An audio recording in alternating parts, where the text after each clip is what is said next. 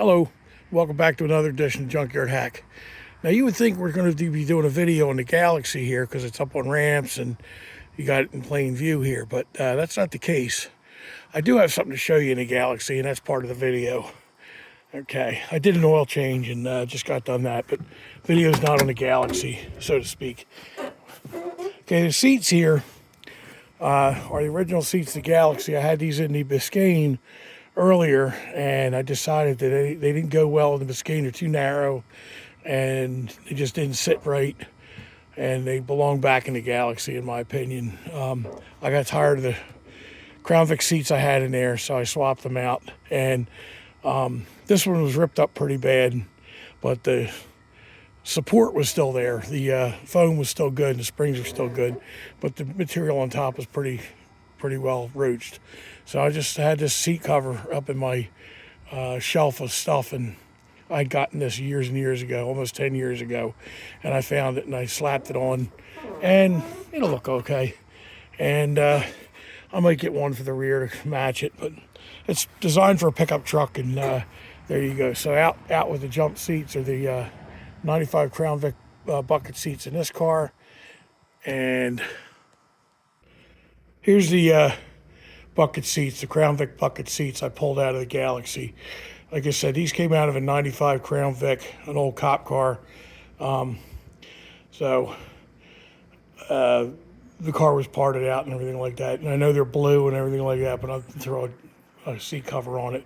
But my intention is to take these and put these in a Biscayne, because the Biscayne has absolutely no interior at all. So for the meantime, unless I find something better, I'm going to go with free, and these are free. Okay, I have the seat held in by one self-tapper right there, and I use that as a reference point. The seat's all the way back, so there's plenty of room between the steering wheel and the back of the seat for big bellies like mine. So it goes all the way forward, a lot, very far forward, so there's should be an adjustment in there that'll work. And it's above the back door window line, which is okay. It'll do for now. And when I get all this out of here, I can, let's see, put that block under there. Okay, and I'm gonna have to measure from that bottom right there to the floor. And I use probably something like this, square stock, to make a base for that. Yeah, that's probably what's going to happen. I'm not going to use no wood blocks or any of that shit. We're going to use, I'm going to use a metal square stock and a long bolt, like a carriage bolt, to bolt that down. And I'm going to reinforce the top and the bottom of the floor where the bolt goes through. So there you go on that. And on the front,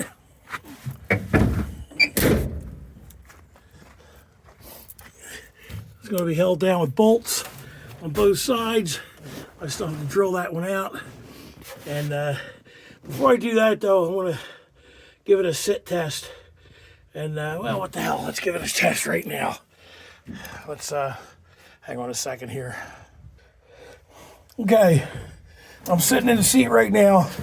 Seems a little bit on the high side, but nothing that I can't live with. Actually, as far back as it is, and the way the seat's reclined, I'm fine just the way it is. So that's where it's going to be. I can turn the wheel. I can put my arm out the window and hold the roof up, because that's the way you got to drive if you're driving in a cool old car.